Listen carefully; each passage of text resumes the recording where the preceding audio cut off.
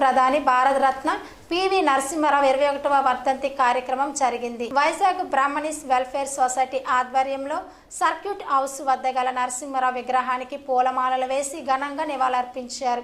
PV చేసిన సేవలను పలువురు వక్తలు కొనియాడారు. ఈ కార్యక్రమంలో మాజీ వడా చైర్మన్ రాజు, కె చరణ్ కుమార్ రెడ్డి, కె నరసింహమూర్తి, వి హనుమంతరావు తదితరులు పాల్గొన్నారు.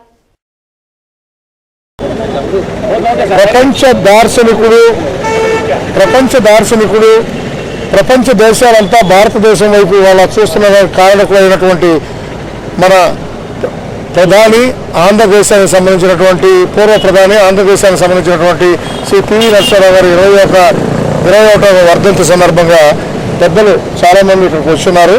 ముఖ్యంగా పివి నరసింహారావు గారు భారతదేశానికి ఏం చేశారు అనే దానికి ఇది ఒకటే నిదర్శనం. ఎందుకంటే ఈ టీవీలు, ఈ వ్యవస్థ, వీటన్నింటినీ కూడా ఆయన దార్శనికంగా భారతదేశంలోకి ఎఫ్డిఎల్ను అనుమతించి కొత్త రకాలైనటువంటి ప్రసార మాధ్యమాలను అనుమతించినటువంటి మహానుభావుడు పివి నరసింహారావు. అదేవిధంగా భారతదేశానికి దిశానిర్దేశం చేసిన మహానుభావుడు పివి నరసింహారావు. ఆయన చేసినటువంటి మంచి కార్యక్రమాలు ఒకటి కాదు, వేలల్లో ఉన్నాయి.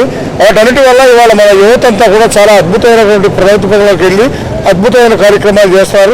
చాలా మంచి ప్రగతికి సాధించడానికి భారతదేశం ఇలా ఉండాలి అని మా చిన్నప్పుడు కళ్ళగన్నటువంటి భారతదేశం దానికి 10 రెట్లుగా పెరిగి ఇవాళ ఉన్నటువంటి అన్ని ప్రభుత్వాలకి మార్గదర్శకుడు పివి నరసింహారావు. ఇవాళ కాంగ్రెస్ కాదు, టీడీపీ కాదు, బీజేపీ కాదు, అన్నిటికీ కూడా ఇవాళ ప్రతి పార్టీకి, అంటే మనం రాష్ట్రంలో ఉన్నాం కాబట్టి టీడీపీ గురించి చెప్పుకున్నాం, కానీ దేశంలో ఉన్నటువంటి అన్ని పార్టీలకి మార్గదర్శకుడు పివి నరసింహారావు గారుగా వ్యవహరించవచ్చు. ఆయన చేసినటువంటి మంచి కార్యక్రమాల వల్లే దేశం ఇవాళ ప్రగతి పదంలోకి వెళ్తుంది.